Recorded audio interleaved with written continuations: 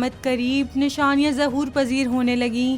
چین میں بیک وقت 1 نہ 2 بلکہ 7 سورج ایک ساتھ نمودار ہوئے۔ دیکھنے والوں میں حیرانی چھا گئی، سوچنے والے خوف میں مبتلا ہو گئے۔ چین کے صوبے سچوان کے فضا میں بیک وقت 7 سورج دکھائی دیے ہیں۔ شہریوں نے یہ دلکش اور عجیب نظارہ سیل فون ویڈیوز کی شکل میں محفوظ کیا اور سوشل میڈیا پلیٹ فارمز پر اپلوڈ کیا۔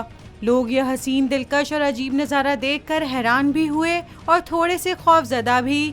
بعض مذہبی پیروکاروں نے اسے قرب قیامت کی نشانیوں میں شمار کیا۔ ماہرین کا کہنا ہے کہ ایسے نظارے کبھی کبھی فضا میں بعض بنیادی تبدیلیوں، بادلوں کے ٹکڑوں کی موجودگی اور روشنی کے راستے تبدیل ہونے سے دکھائی دیتے ہیں۔